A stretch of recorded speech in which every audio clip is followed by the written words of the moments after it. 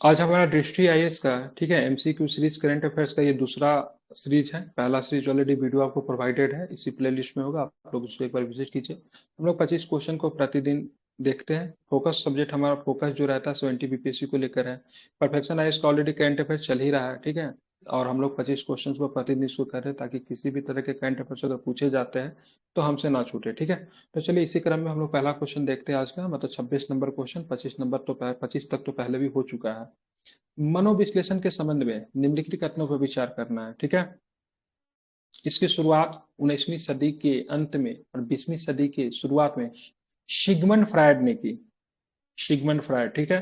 मनोविश्लेषण की बात हो रही है, तो इसकी शुरुआत 19वीं सदी के अंत और 20वीं सदी की शुरुआत में सिगमंड सिगमंड फ्रायड ने की। मनोविश्लेषण अचेतन मन की पड़ताल करता है और पता लगाता है कि कैसे विचारों, व्यवहारों, भावनाओं एवं व्यक्तित्व को आकार देता है। उपर्युक्त में से कौन सा कथन सही है, ठीक है।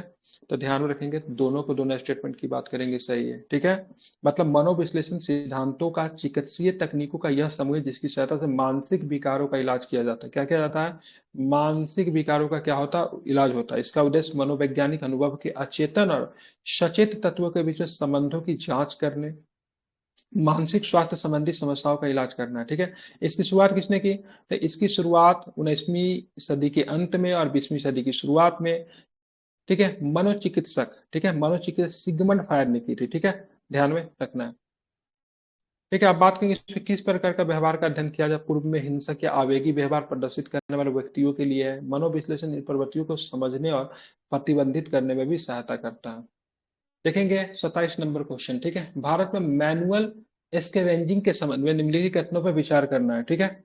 मैनुअल स्कैवेंजर्स, ठीक है, स्कैवेंजर्स के नियोजन का प्रतिषेध और उसका पुनर्वास अधिनियम 2013 स्पष्ट रूप से मैनुअल स्कैवेंजिंग को गैर कानूनी घोषित करने में जेल प्रशासन को शामिल करता है, ठीक है। दूसरा स्टेटमेंट क्या है? राज्य का जो जेल मैनुअल होता है, मतलब जेल का अपना नियम होता है, उसमें क्या कहा गया है कि सफाई और झाड़ू लगाने जैसे कार्यों को विशिष्ट जातियों के सदस्यों द्वारा किया जाना चाहिए, जो कि जाति व्यवस्था भेदभाव को कायम रखता है, ठीक है। उपर्युक्त में से कौन सा कथन सही है, इसके ऊपर में बात हमको करनी है, ठीक है। तो ध्यान में रखना, उपर्युक्त में से कौन सा कथन सही है, ठीक है।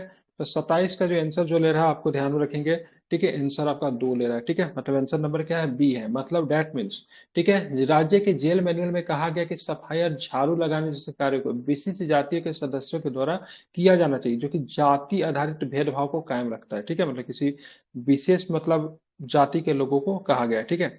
अब यहाँ पे देखेंगे दूसरा स्टेटमेंट क्या है। मैनुअल स्कैवेंजर्स के रूप में रोजगार का निषेध और उसका पुनर्वास अधिनियम 2013 है, ठीक है। ध्यान रखें 2013 है, उसमें क्या लिखा गया है? तो 2013 के अधिनियम में मैनुअल स्कैवेंजर्स की प्रथा पर प्रतिबंध के बावजूद ये स्पष्ट रूप से जेल प्रशासन को शामिल नहीं करता।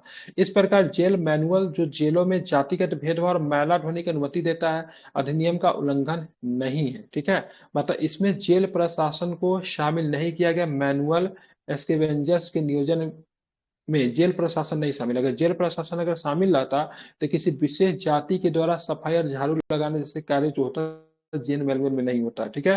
तो इसमें राज्य के जेल मैनुअल में कहा गया कि सफाई और झाड़ू लगाने जैसे कर्तव्यों का विशिष्ट जातियों के सदस्यों के द्वारा किया जाना चाहिए, जिसमें जाति आधारित भेदभाव कायम होता है, ठीक है। ध्यान में रखेंगे, जेल मैनुअल जैसे पश्चिम बंगाल के धारा 741 के तहत सभी कैदियों के लिए भोजन पकाने और ले जाने पर स्वर्ण हिंदुओं का एकाधिकार की रक्षा भी करता है, ठीक है। तो ब्रिटिश के समय का ही जेल मैनुअल बनाया गया है, तो आपका ये वाला स्टेटमेंट गलत है, क्योंकि इसमें जेल प्रशासन को इसमें मैनुअल स्कैवेंजर्स के नियोजन का प्रतिशत में नहीं शामिल है। दूसरा वाला स्टेटमेंट की बात करेंगे, सही है। आप चलते हैं तीसरा आज का थर्ड नंबर प्रश्न देखते क्या है, ठीक है। 28 नंबर क्वेश्चन, ठीक है। वेटलैंड सिटी प्रत्यायन, ठीक है, वर्ष 2016 में आयोजित कॉन्ट्रैक्टिंग पार्टियों के सम्मेलन में दौरान रामसर कन्वेंशन द्वारा स्थापित एक स्वैच्छिक मान्यता प्रणाली है।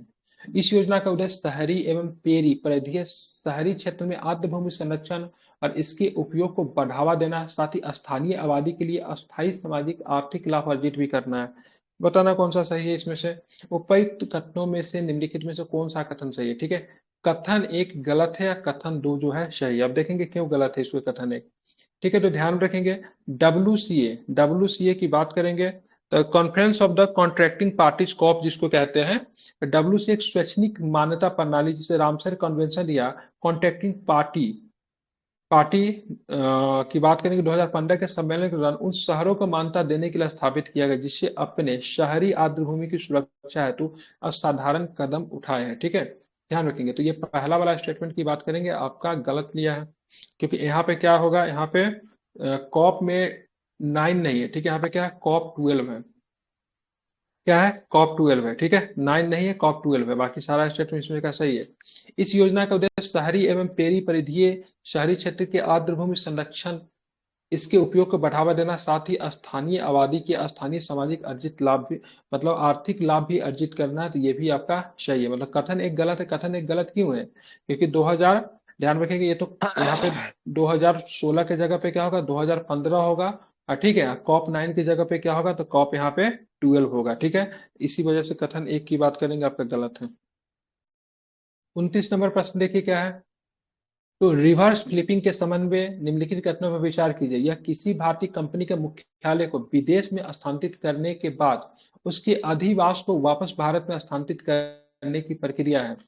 रिवर्स फ्लिपिंग भारतीय स्टार्टअप के बीच एक चलन बन गया है, खास करके फिनटेक सेक्टर में, क्योंकि वो आरंभिक सार्वजनिक पेशकश आईपीओ की योजना बना रहा है। ठीक है, ध्यान रखेंगे। तो बताओ रिवर्स फ्लिपिंग क्या है। तो सबसे पहले रिवर्स फ्लिपिंग किसी भारतीय कंपनी के मुख्यालय को आमतौर पर कर या निमाय कारणों से विदेश में क्या होता है, ठीक है, विदेश में क्या होता है, स्थानांतरित करने के बाद उसके अधिवास को वापस भारत में स्थानांतरित करने की प्रक्रिया, इसे री डोमिसाइलिंग भी कहते हैं। ठीक है, मतलब क्या हो, जैसे मान लीजिए भारत सरकार कर बहुत ज्यादा लगाती है, तो बहुत सारा ऐसा देश है जो कि मतलब क्या बहुत कम टैक्स लगाती है, जैसे दुबई वगैरह होगा, वहाँ पे वहाँ पे मतलब देखिएगा ऑफिस वगैरह को स्थापित करना बहुत आसान है। तो ये लोग क्या करते हैं, बहुत सारी कंपनियां, फिनटेक कंपनियां जो होती है अपने विदेशों में ऑफिस खोल लेती है। अब फिर वो मतलब क्या करते हैं, भारत में आते हैं। ठीक है, तो इसी प्रक्रिया को क्या बोलते हैं, उसको रिवर्स फ्लिपिंग कहते हैं। ठीक है, इसको और किस नाम से जाना जाता है, तो रीडोमिसाइलिंग भी कहा जाता है। ठीक है, भारतीय स्टार्टअप के पीछे रिवर्स फ्लिपिंग एक चलन बन गया है, खास करके फिनटेक सेक्टर में, क्योंकि इसेंशियल पब्लिक ऑफर, मतलब जिसको आईपीओ कहते हैं, की योजना बनाते हैं या घरेलू बाजार में दीर्घकालीन लाभ की तलाश करते हैं। ठीक है, इसलिए कथन दो भी आपको चाहिए। ठीक है, आईपीओ क्या होता है, मतलब आईपीओ होता है इसेंशियल पब्लिक ऑफर। मान लीजिए कोई कंपनी आई, ठीक है, अब कंपनी आई, कंपनी ने क्या किया, अब उसको पैसा चाहिए, क्योंकि कंपनी क्या 500 करोड़ रुपया तो खुद नहीं लगा सकती है ना, तो कुछ पैसा आपने लगा, मतलब 300 करोड़ रुपया का उसने किया कि आईपीओ किया। ठीक है, आईपीओ किया और आईपीओ में उसने बोले, तो भाई साहब मेरे पास जो है ना 300 करोड़ रुपया चाहिए, 300 करोड़ रुपया के लिए हम जो थे ना यहाँ पे 3 लाख शेयर निकालेंगे। कितना निकालेंगे, 3 लाख शेयर निकालेंगे। ठीक है, अब प्रत्येक शेयर का दाम जो होगा सो मान लीजिए 100 रुपया होगा। ठीक है, सपोज डेट मैं कह रहा हूँ, एक्यूरेट डाटा नहीं है। तो ये अपना आईपीओ निकालेंगे। आईपीओ में क्या करेंगे हम लोग, आप लोग जैसे लोग क्या करेंगे, इसको शेयर को खरीदेंगे। ठीक है, शेयर को खरीदेंगे आईपीओ में, मतलब जो पहला जो कंपनी जो शेयर मार्केट में जो लिस्ट होगी ना, वो आईपीओ के माध्यम से होगी। उसके बाद हम लोग क्या करेंगे, इसे 10 शेयर को, 20 शेयर को, 50 शेयर को खरीद लिए इसकी कीमत पे। और उसके बाद कंपनी अगर प्रॉफिट होती है तो प्रॉफिट में जाएगी, हो सकता है कंपनी लॉस में भी जा सकती है, जैसे कि से नायका के आईपीओ में लोगों को प्रॉफिट हुआ था, और पेटीएम का आईपीओ का आई थिंक 1600 रुपया दाम था ना एक आईपीओ का, काफी अधिक लोगों को लॉस झेलना पड़ा था। ठीक है, तो जोमेटो आईपीओ का निकाला जाता क्या। जोमेटो के आईपीओ में भी लॉस। हाँ ठीक है, जिसका भी लॉस हो, लेकिन मेरा पेटीएम का भी तत्काल का उदाहरण था तो मैंने बता दिया। तो आईपीओ का फुल फॉर्म क्या होता है, एग्जाम में कभी पूछा जाएगा तो क्या बताएंगे, इसेंशियल पब्लिक ऑफर। क्या होता है, इसेंशियल पब्लिक ऑफर होता है। ठीक है, तो इसका दोनों स्टेटमेंट क्या आपका सही है। निम्नलिखित कथनों पर फिर से विचार करना है। ठीक है, शिक्षा मंत्रालय ने शैक्षणिक संस्थाओं के लिए भारत के नए एकीकृत वेब पोर्टल, ठीक है, एरनेट का अनावरण किया है। ठीक है, पोर्टल में एक सेवा के रूप में वेबसाइट और एक सेवा के रूप में लर्निंग मैनेजमेंट शामिल है, जो उपयोगकर्ताओं का अनुकूल वेबसाइट बनाने की अनुमति देता है। ठीक है, तो बताना है।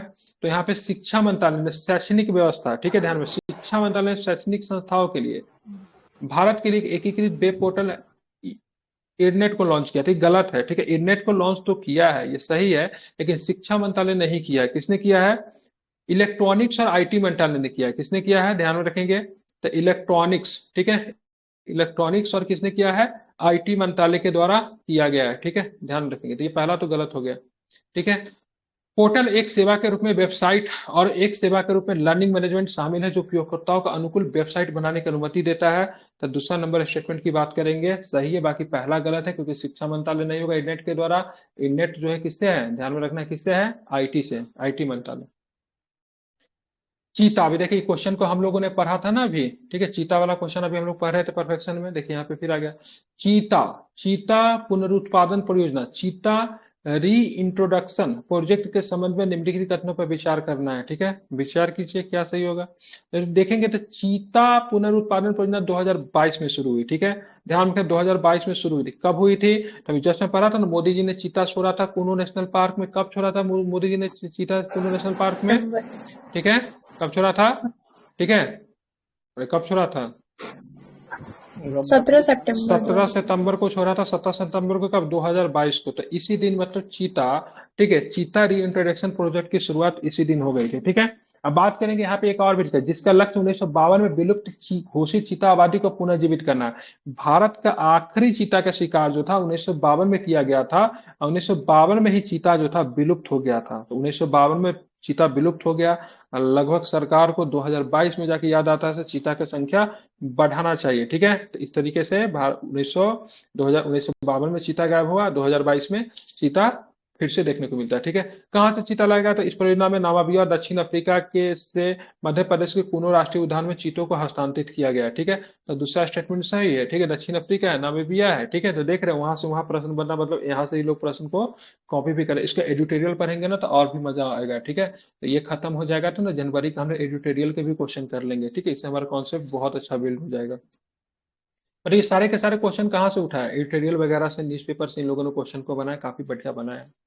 अनैतिक दुर्व्यापार, ठीक है, ध्यान रखें, अनैतिक मतलब इमोरल ट्रैफिक प्रिवेंटेशन जिसको कहते हैं। तो यहाँ पे देखेंगे अनैतिक दुर्व्यापार अधिनियम 1956 के संबंध में निम्नलिखित कथनों पर विचार करना है। ठीक है, इसका उद्देश्य बुराइयों के व्यवसायीकरण, महिलाओं के तस्करी को रोकना है। ठीक है, सही है। यह अधिनियम यौन कार्य को अवैध घोषित करता है और वेश्यालय चलाने पे भी रोक लगाता है। ठीक है, तो बताना कौन सा स्टेटमेंट सही, क्योंकि कौन सा सही था? केवल पहला ही सही है, दूसरा गलत है। ठीक है, इसका उद्देश्य बुराइयों के व्यवसायीकरण, महिलाओं के तस्करी को रोकना है। कौन सा एक्ट है? तो अनैतिक दुर्व्यापार। ठीक है, अनैतिक मतलब बोले इमोरल ट्रैफिक। ठीक है, प्रिवेंटेशन एक्ट की बात करेंगे, 1956 का एक्ट है, ध्यान में रखिएगा। क्या उद्देश्य है इसका?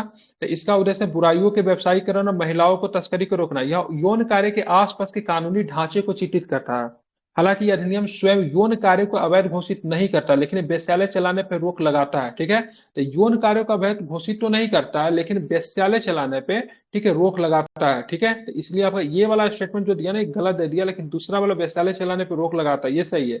इसलिए दूसरा स्टेटमेंट की बात करेंगे, गलत है। ठीक है, वेश्यावृत्ति में संलग्न होना कानूनी रूप से मान्यता प्राप्त है। ठीक है, लेकिन लोगों को लुभाना और उन्हें यौन गतिविधियों में शामिल करना अवैध माना जाता है। ठीक है, समझ रहे हैं? अधिनियम की धारा 2 वेश्यालयों के किसी अन्य व्यक्ति के लाभ के लिए या दो या दो से अधिक वेश्याओं के पारस्परिक लाभ के लिए यौन शोषण या दुर्व्यवहार के लिए उपयोग की जाने वाली जगह के रूप में परिभाषित होती है। ठीक है, सोल्यूशन दिया हुआ, इसको पढ़ लीजिएगा। ठीक है, अब आते हैं आयकर अधिनियम 1962 की है, आयकर अधिनियम 1961 की धारा 132 के संबंध में निम्नलिखित कथनों को विचार करना है। तो सबसे पहले आपको ध्यान में रखना है आयकर अधिनियम कब है? 1961। ठीक है, यहाँ पे धारा क्या है? तो धारा 132 के संबंध में निम्न कथनों पर विचार करना है। यह कर अधिकारों की उस स्थिति में बिना वारंट के तलाशी या जब्ती करने की अनुमति देती है यदि संदेह करने का कोई कारण है कि किसी व्यक्ति ने आय छिपाई है या फिर उससे बचाया है। ठीक है, दूसरा स्टेटमेंट देखें, दूसरा स्टेटमेंट क्या है? तो दूसरा स्टेटमेंट की देखेंगे, तो दूसरा स्टेटमेंट क्या है? तो देखेंगे इस प्रावधान की संवैधानिकता को पूर्णमल बनाम, ठीक है, निरीक्षण निदेशक 1973 के मामले में भी चुनौती दी गई थी। तो बताना कौन सा कथन सही था? इसका आंसर डी है। ठीक है, दोनों को दोनों स्टेटमेंट की बात करेंगे, गलत है। ठीक है, देखेंगे आयकर अधिनियम 1961 की धारा 132 कर अधिकारियों को बिना किसी पूर्व न्याय की वारंट के व्यक्तियों तथा संपत्ति की खोज तलाशी में जब्ती करने का अधिकार देती है यदि उसके पास संदेह का कारण है कि व्यक्ति ने यह आय छुपाई अथवा चोरी की है। अतः कथन एक सही है। ठीक है, कौन सा कथन सही नहीं है? तो मतलब दोनों के दोनों स्टेटमेंट क्या है? सही है, कोई भी गलत नहीं है। ठीक है, ये अधिकारियों को वित्तीय संपत्ति सीमाने के संदेह के आधार पर भवन, स्थान, वाहनों अथवा विमानों की तलाशी, ठीक है, विमानों की तलाशी लेने की शक्ति प्रदान करता है। ठीक है, तो ये तो सही है। देखते हैं इनकम टैक्स वाला डूब जाता है। पूर्ण मल बनाम निरीक्षण निर्देशन 1973 की बात करेंगे, तो इस मामलों को मतलब चुनौती भी दी गई थी। ठीक है, तो कौन सा केस संबंधित है? तो पूर्ण बल बनाम निरीक्षण निदेशन। ठीक है, ध्यान में रखना है, इससे केस संबंधित है। सर्वोच्च न्यायालय ने एसपी शर्मा बनाम सतीश चंद्रा 1954 का जो केस था, अपने निर्णय का हवाला देते हुए कानून को बरकरार रखा और तर्क दिए खोज एवं जब्ती की शक्ति सामाजिक सुरक्षा के बचाव के लिए आवश्यक है एवं विधि के द्वारा मतलब क्या है, विनियमित है। ठीक है, ध्यान में रखना है। आप देखेंगे गुरुत्वाकर्षण तरंगों के संबंध में निम्नलिखित कथनों पर विचार करना है। गुरुत्वाकर्षण तरंगे स्पेस टाइम की संरचना में तरंगे हैं। ठीक है, अल्बर्ट आइंस्टीन ने सामान्य सापेक्षता के अपने सिद्धांत के अंदर गुरुत्वीय तरंगों की उपस्थिति की भविष्यवाणी की। भारत तमिलनाडु के, ठीक है, भारत तमिलनाडु के थेनी जिले में laser interferometer gravitational wave observatory, इसको लीगो के तीसरे नोड का निर्माण करने जा रहा है। बोल रहा है कितने कथन सही है। ठीक है, तो ध्यान रखिए इसमें दो कथन सही है। ठीक है, तो कौन सा कथन गलत है बता सकते हैं? थर्ड ठीक नोड है, तीसरा गलत वाला है। गलत है क्योंकि लीगो कहाँ लग रहा है? ठीक है, महाराष्ट्र महाराष्ट्र में। ठीक है, कहाँ हिंगोली पे? में। महाराष्ट्र के हिंगोली में लग रहा है। ठीक है, ध्यान में इसको पढ़ाया हुआ है तो पकड़ा जा रहा है। ठीक है, कहाँ पे लग रहा है? महाराष्ट्र के हिंगोली में आपका लीगो स्थापित किया जा रहा है। कहाँ पे? महाराष्ट्र के, ठीक है, हिंगोली में। ठीक है, तमिलनाडु में नहीं। ठीक है, महाराष्ट्र के हिंगोली में क्या लगेगा? लीगो। ठीक है, ध्यान रखें क्या? लीगो, महाराष्ट्र के हिंगोली जिले में लीगो लग जा रहा है। ठीक है, एल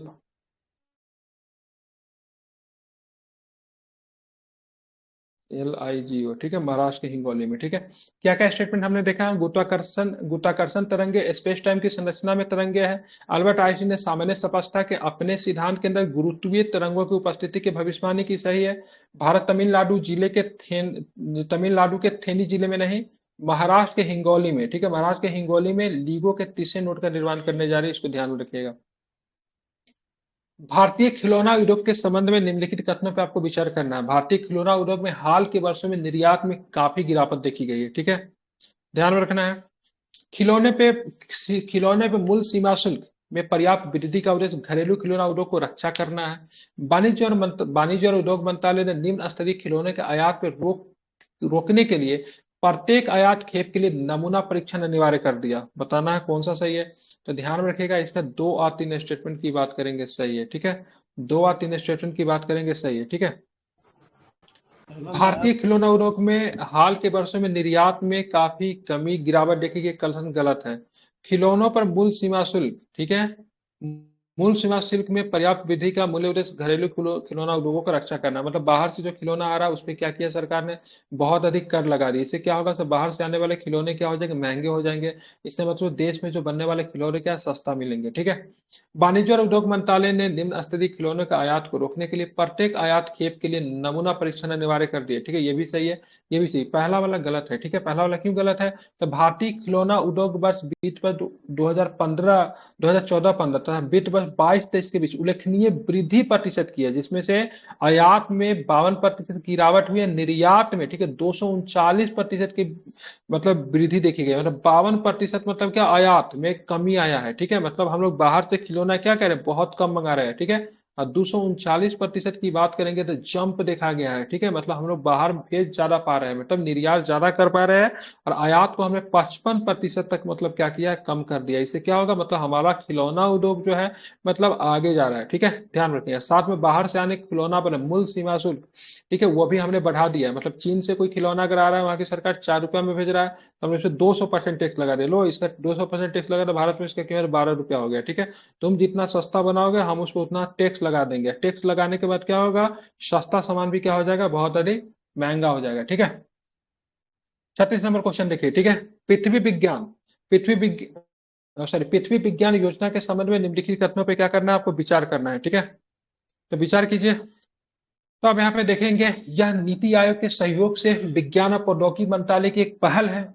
ठीक है, इसका उद्देश्य पृथ्वी प्रणाली विज्ञान की समझ में सुधार लाने और देश के लिए विश्वसनीय सेवाएं प्रदान करने हेतु पृथ्वी प्रणाली के सभी 5 घटकों को समग्र रूप से संबोधित करना है। आप लोग सोच रहे होंगे इतना भारी भारी करंट का क्वेश्चन आएगा क्या बीपीएससी में? तो बिल्कुल आएगा। ठीक है, और मेरा पर्पस ये भी है, इतना टफ क्वेश्चन आपको करा दिया जा रहा है ना सदा कि एग्जाम में कितना भी टफ पूछे ना, तो आपको लगेगा यार इस प्रकार का क्वेश्चन तो मैं करके आ रहा हूँ। तो माइंड सेट भी क्या होता है ना, बनाना बहुत जरूरी होता है किसी भी एग्जाम के लिए। ठीक है, तो आप अगर टफ क्वेश्चन करके जाएंगे तो वहां पे आपको जो क्वेश्चंस मिलेंगे जो आपको आसान लगेंगे। ठीक है, तो माइंड सेट आपका स्टेटमेंट वाला रहेगा ना, तो वहां पे किसी प्रकार का क्वेश्चन मिलेगा आप घबराएंगे नहीं। कुछ क्वेश्चन लोगों से बनने वाला होता है, लेकिन क्वेश्चन का हाई फाई लेवल देखी घबरा के गलती कर देते हैं। इसलिए टफ क्वेश्चन को प्रैक्टिस कीजिए।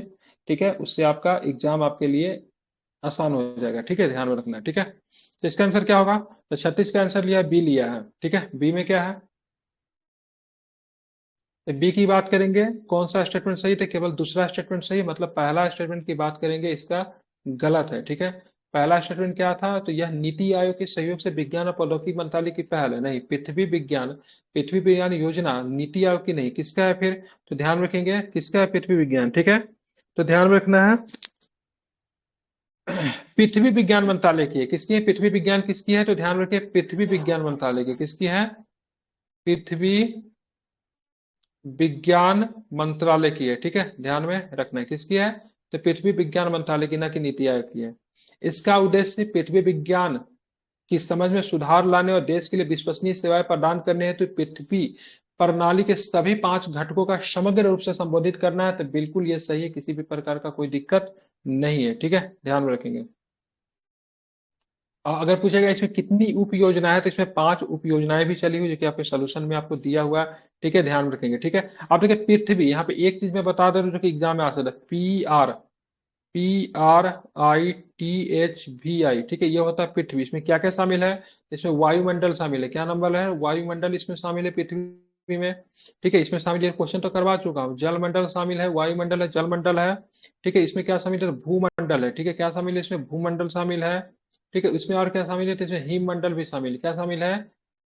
हिममंडल भी इसमें शामिल है। और साथ में आपको शामिल है, कोई जीव मंडल शामिल है, ठीक है। क्या शामिल है? जीव मंडल भी इसको शामिल है, ठीक है।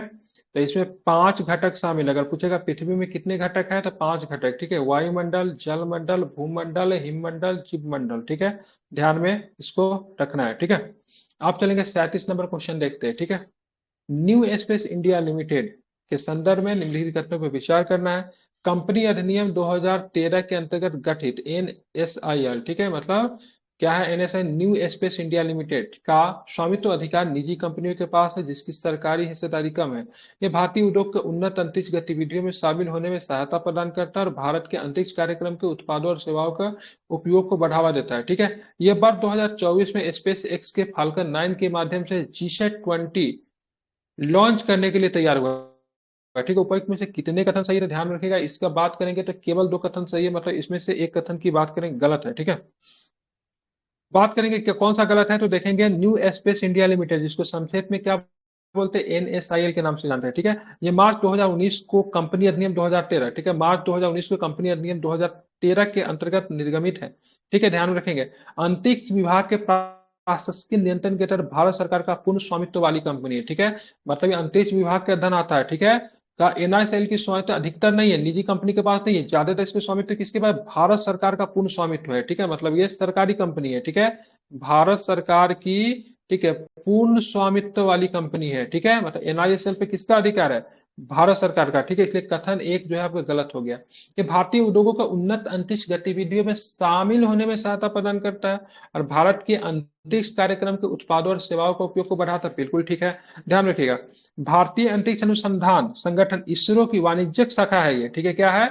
वाणिज्यिक शाखा न्यू इंडिया स्पेस लिमिटेड, जिसको NSIL के नाम से जानते हैं, ठीक है। अभी इसका GSAT-20 को लॉन्च किया गया है और GSAT-20 को लॉन्च करने के लिए किसका सहारा लिया गया? फाल्कन 9 का सहारा लिया गया, ठीक है, ध्यान रखेंगे, ठीक है। कौन? फाल्कन 9 का सहारा लिया गया, ठीक है। रीजन क्या था? क्योंकि GSAT-20 का वेट बहुत ज्यादा था और उतना वेट को कैरी करने के लिए हमारे पास कोई भी व्हीलर नहीं था, ठीक है, व्हीकल नहीं था, इसलिए हमने फाल्कन 9 के द्वारा इसको लॉन्च किया, ठीक है। फाल्कन 9 किसका है? तो स्पेस एक्स का, किसका है? ठीक है, स्पेस एक्स का है, ठीक है। अब आते हैं, चलिए 38 नंबर क्वेश्चन देखेंगे, ठीक है।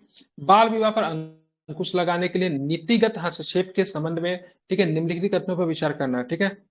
बाल विवाह के बारे में बात हो रही है। राष्ट्रीय परिवार स्वास्थ्य सर्वेक्षण 5 के अनुसार पश्चिम बंगाल में बाल विवाह की संख्या में काफी गिरावट आई है, ठीक है, ध्यान में रखना है। क्या है? काफी गिरावट आई है पश्चिम बंगाल में, ठीक है, ध्यान में रखना है। उसके बाद के कन्याश्री प्रकल्प योजना में 13 से 18 वर्ष की आयु के किशोर लड़कियों के स्कूली शिक्षा के लिए प्रोत्साहित किया जाता है, ठीक है।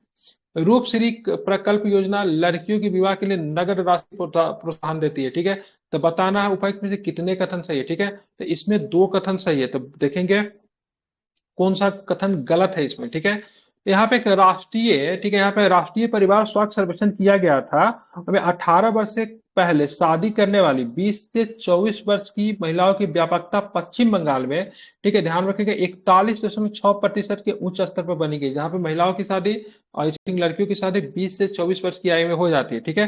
जबकि राष्ट्रीय आंकड़ा की बात करेंगे तो मात्र कितना है, 23.3% है, ठीक है। अब पश्चिम बंगाल में ये शादी कितने प्रतिशत लोग की हो जा रही है इस उम्र में, 41.6%।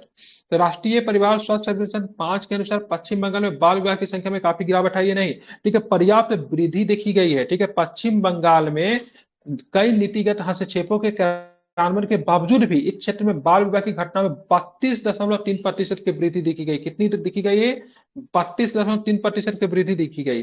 और साथ में अगर बात करोगे 20 से 24 वर्ष की आयु में, ठीक है, महिलाओं की शादी जो होती है 41.6% महिलाओं की शादी हो जा रही है, जिसमें 32.3% का इसमें बाल विवाह भी आपको देखने को आपको मिला है।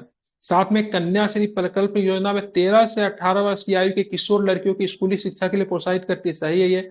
रूपश्री प्रकल्प योजना लड़कियों की विवाह के लिए नगद राशि प्रदान करती है, ठीक है। इस सारे के सारे स्टेटमेंट की बात करेंगे, सही है, किसी भी प्रकार का कोई भी दिक्कत नहीं है, ठीक है। तो कन्याश्री को कब लॉन्च किया गया था, कन्याश्री को 2013 में लॉन्च किया गया था, ध्यान रखिएगा, क्योंकि 13 से 18 वर्ष की आयु को बच्चे को स्कूली शिक्षा प्रदान करने के लिए समर्थन करती है, ठीक है। और रूपश्री की बात करेंगे, रूपश्री की बात करेंगे तो लड़कियों की शादी के लिए नगद राशि प्रदान करती है, ठीक है, ध्यान रखना है, ठीक है। अब आते हैं 39 नंबर क्वेश्चन देखते हैं।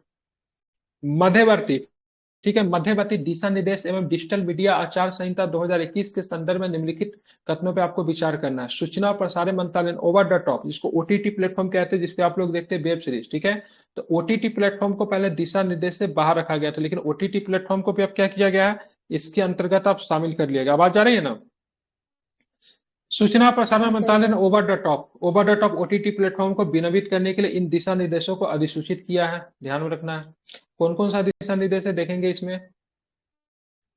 ये नियम ओटीटी प्लेटफॉर्मों के लिए त्रिस्तरीय शिकायत निवारण तंत्र स्थापित करेंगे, ठीक है। वे केंद्रीय फिल्म प्रमाणन बोर्ड की भागीदारी के बिना सामग्री व पुनः वर्गीकरण की सुविधा प्रदान करते हैं, ठीक है। निम्नलिखित में से कौन सा कथन सही है, ठीक है। तो ध्यान रखिएगा, इसका 2 और 3 स्टेटमेंट की बात करेंगे, आपका बिल्कुल सही है, ठीक है। पहला वाला गलत है, क्यों गलत है पहला वाला, तो पहला वाला स्टेटमेंट देखते हैं गलत होने का रीजन क्या है। तो इसमें कह रहा है पहला वाला स्टेटमेंट में, तो सूचना और प्रसारण मंत्रालय ने ओवर द टॉप प्लेटफॉर्मों को विनियमित करने के लिए इन दिशा निर्देशों को अधिसूचित किया है, ठीक है। तो ध्यान में रखना है, इलेक्ट्रॉनिक्स और सूचना प्रौद्योगिकी मंत्रालय ने, ठीक है, सूचना और प्रसारण नहीं किया, किसने किया है, ministry of electronics and information technology के द्वारा, ठीक है, जिसको संक्षेप में मैटी के नाम से जानते हैं, ठीक है। तो सूचना और प्रसारण मंत्रालय नहीं होगा, क्या होगा, इलेक्ट्रॉनिक्स और सूचना प्रौद्योगिकी मंत्रालय के द्वारा किया गया है, ठीक है। अब बाकी सब चीज इसमें सही लिखा हुआ है। अब क्या होता है, ओटीटी प्लेटफॉर्म की बात करें, इसमें अच्छी चीज क्या है, तो ये नियम ओटीटी प्लेटफॉर्म के लिए त्रिस्तरीय शिकायत का निवारण स्थापित करता है, ठीक है, दूसरा सही है।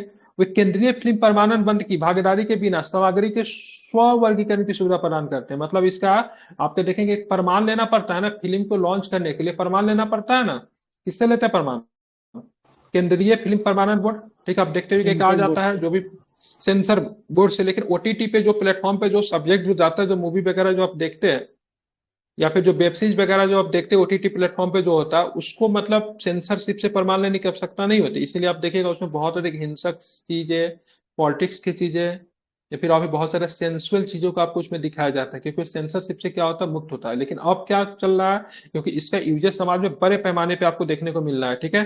और जब बड़े बड़े पैमाने पे आपका यूजेज जो आपको देखने को मिल रहा है, तो क्या हो रहा है, तो इसको लेकर सरकार चाह रही है इसके लिए भी क्या बनाए, नियम बना दे, ठीक है। सरकार इसके लिए क्या चाह रही है, सरकार इसके लिए भी नियम बनाने की कोशिश कर रही है, ठीक है। तो इसको भी ओटीटी को भी सेंसरशिप में लेकर आए। चलिए 40 नंबर क्वेश्चन देखिए। सर्वोच्च न्यायालय विधिक सेवा समिति के संबंध में निम्नलिखित कथनों पर विचार कीजिए। इसका गठन विधिक सेवा प्राधिकरण अधिनियम 1987 की धारा 3A के तहत किया गया, ठीक है, जिसको हम लोग नेशनल लीगल सर्विस अथॉरिटी को नालसा के नाम से जानते हैं, काफी चर्चा में रहता है, ठीक है। 1987 में आया था, क्या बोलते हैं इसको, नालसा। नालसा में क्या है, जज का रिक्वायरमेंट जज का रिक्वायरमेंट है, है। नालसा में मुफ्त कानूनी शिक्षा दी जाती है, ठीक है, मुफ्त कानूनी, ठीक है, मुफ्त कानूनी शिक्षा को नालसा के अंतर्गत आपको दी जाती है, ठीक है। तो देखेंगे इसका गठन विधिक सेवा प्राधिकरण ने 1987 के धारा 3A के तहत किया गया। तो कथन एक तो सही है, इसमें भारत के मुख्य न्यायाधीश सीजीआई द्वारा नामित एक अध्यक्ष और 5 सदस्य होते हैं। सीजीआई समिति के सचिव की नियुक्ति कर सकते हैं। बताना कौन सा स्टेटमेंट आपका सही है। इसका केवल दो सही है, ठीक है। तो केवल दो सही, कितने कथन सही? तो दो कथन सही, मतलब कोई तो एक गलत होगा। तो पहला वाला तो सही है, क्योंकि ये अधिनियम की धारा 3A में कहा गया है कि राष्ट्रीय विधिक सेवा प्राधिकरण नालसा, जिसको कहते हैं नेशनल लीगल सर्विस अथॉरिटी, समिति की गठन करेगी, ठीक है। कब आया था? 1987 में ये एक्ट आया था। ये नालसा आपको कहाँ पे देखने को मिलेगा? तो आपको डीपीएसपी में भी देखने को मिलेगा। कहाँ पे? डीपीएसपी में देखने को मिलेगा, है ना। डीपीएसपी में नालसा के लिए 1230, कौन सा आर्टिकल? 39 का कोई है ना सर? 39A। हम्म, हाँ, 39A है ना, जहाँ पे मुफ्त कानूनी शिक्षा, मुफ्त विधिक सलाह सलाह की बात की जाती है। अभी अगर आप लोग को ये समझ में नहीं आता, अभी एक फिल्म आया था, ठीक है, जजमेंट लीगल है, क्या नाम था उसका? वेब सीरीज आया था, क्या नाम है? अ, मनोज, इसका है क्या नाम इसका, रवि किशन का। तिवारी जी क्या नाम? उसमें नालसा के बारे में दिखाया है, गॉड ठीक है। गॉड वाला करके। नहीं, गॉड वाला नहीं था। अभी हाल फिलहाल एक वेब सीरीज आया जो कि इसके ऊपर है। लॉर्ड सबके लाइफ को दिखाया है उसमें। मामला लीगल है, ठीक है, अभी याद आया। ठीक है, जाइए देखिए, मामला लीगल है, बहुत बढ़िया है। बहुत हंसी आएगी और बहुत अच्छी चीजें बताई गई, ठीक है। फंडामेंटल राइट से लेकर डीपीएसपी सबको पलट के रख दिया, बहुत ही कॉमेडी वे में समझाया, ठीक है। इसमें भारत के मुख्य न्यायाधीश सीबीआई के द्वारा नामित एक अध्यक्ष और 5 सदस्य होते हैं, ठीक है। तो ध्यान रखें, कथन दो सही नहीं है, क्योंकि इसमें एक अध्यक्ष, ठीक है, एक अध्यक्ष और सीजीआई द्वारा नामित 9 सदस्य होते हैं, ठीक है। कौन होता है इसमें? नालसा जो बनता है, कमेटी जो बनता है, इसमें क्या होता है? अध्यक्ष कितना होता है? अध्यक्ष तो एक ही होगा ना, अध्यक्ष एक, ठीक है। और सदस्य कितने होते हैं इसमें? सदस्य कितने होते हैं? तो सदस्य की बात करेंगे, सदस्य कितने होते हैं? सदस्य आपके 9 होते हैं। कितने होते हैं सदस्य? तो सदस्य आपके 9 आपको देखने को मिलते हैं, ठीक है। सीजीआई समिति के सचिव की नियुक्ति कर सकते हैं, बिल्कुल, सीजीआई समिति के सचिव की नियुक्ति कर सकते हैं, सही है। लेकिन यहाँ पे सदस्यों की संख्या गलत दी हुई। सदस्य कितने होंगे? 9 हो गए। पूछा जा सकता है, आप इतना बीपीएससी को आसान मत समझिए। 69 बीपीएससी में कॉलेजियम से प्रश्न पूछा था, ठीक है। आज तक किसी भी एग्जाम में यूपीएससी के अलावा कॉलेजियम से क्वेश्चन नहीं पूछा गया। 69 यूपीएससी के क्वेश्चन को पलट के देख लीजिए, कॉलेजियम सिस्टम से क्वेश्चन पूछा है कि नहीं, ठीक है। तो ये सब प्रश्न आ सकते हैं एग्जाम में, ठीक है, तो इसलिए आसानी से इसको ना ले। चलिए, अब आते हैं एफ एम आर, ठीक है। एफ एम आर कितने किलोमीटर तक होता है? किसके किसके बीच में एफ एम आर? 16 किलोमीटर। ठीक है, 16 किलोमीटर तक होता है। किसके किसके क्षेत्र के बीच में है? पढ़ा चुका हूँ क्लास में। भारत और मैं म्यांमार के वर्ग। Free moment Myanmar. रीजन होता है। एफएमआर का मतलब क्या है? फ्री मोमेंट रीजन है, मतलब म्यांमारी नागरिक भारत के सीमा में 16 किलोमीटर आ सकते हैं। अब भारत के नागरिक भी मतलब क्या कर सकते हैं? म्यांमार के सीमा में 16 किलोमीटर तक जा सकते हैं, ठीक है, ध्यान में रखेंगे, ठीक है। 1 मिनट देखेंगे। भारत एकमात्र दक्षिण पूर्व एशियाई देश है जो पूर्वोत्तर में भारत की सीमा से लगता है, ठीक है, ध्यान में रखेंगे। पहला क्वेश्चन है, भारत के सागर विजन के हिस्से के रूप में भारत ने म्यांमार के राखिन राज्य में मोंगला बंदरगाह विकसित किया है। मुक्त संचरण सीमा व्यवस्था मतलब free moment regime Bharat Myanmar के दोनों ओर से निवासियों को बिना वीजा एक दूसरे के क्षेत्र में 16 किलोमीटर यात्रा करने की सक्षम बनाती। सीधा सीधा क्वेश्चन आपको पूछा जा सकता है, फ्री मोमेंट रीजन क्या है, कितने किलोमीटर है, बोला ऊपर में कितने कथन सही है? तो 2 कथन सही है। सर सितवे पोर्ट था ना, या क्या? मंगला सही है? कथन सितवे 2 पोर्ट था। गलत है, ठीक है, ये आपका गलत है, ये आपका सही है, ठीक है। भारत एकमात्र दक्षिण पूर्व एशियाई देश है जो पूर्वोत्तर भारत के पूर्वोत्तर भारत के साथ भूमि सीमा करता है, ये तो सही है। कथन 2 बंदरगाह है, ठीक है, क्योंकि यहाँ पे कौन सा बंदरगाह होगा? मोंगला नहीं होगा, कौन सा? सितवे हो जाएगा। क्या हो जाएगा? सितवे बंदरगाह होगा, ठीक है। म्यांमार में कौन सा बंदरगाह भारत विकसित कर रहा है? सितवे पोर्ट, ठीक है। इस बंदरगाह का विकास चीनी सीमा वाला, ठीक है, चीनी सीमा वाला क्याउ टीपू को लेकर भारत की ठोस प्रक्रिया के रूप में देखा जाता है, जिसे रखाइन में चीन के भू रणनीतिक पश्चिम को मजबूती मिलेगी, ठीक है। मतलब यहाँ पे चीन से लगा हुआ सीमा है, ठीक है। और साथ में अगर ध्यान रखें, सितवे बंदरगाह हम लोग म्यांमार में विकसित कर रहे हैं, तो ईरान में कौन सा बंदरगाह हम लोग विकसित कर रहे हैं? जवाहर पोर्ट। जवाहर नहीं है, चाबहार है, ठीक है, चाबहार है, ठीक है, चाबहार या फिर जो कहिए, ये पोर्ट है, ठीक है। चलिए, तो पोर्ट का नाम गलत लिखा हुआ था, इसी से वो क्या हो गया? गलत हो गया, ठीक है। अब आते हैं हम लोग देखेंगे, ठीक है। चलिए, आसान प्रश्न आया। आदि के कीर कहाँ का जीआई टैग, आदि के कीर को अरुणाचल प्रदेश का जीआई टैग मिला है क्या? अरुणाचल का है। ठीक है, बिल्कुल। आदि का मतलब क्या होता है? गांव देहात में हम लोग तभी भी आदि बोलते हैं, अदरक। ठीक है। तलिंग साड़ी को पश्चिम बंगाल का जीआई टैग मिला है क्या?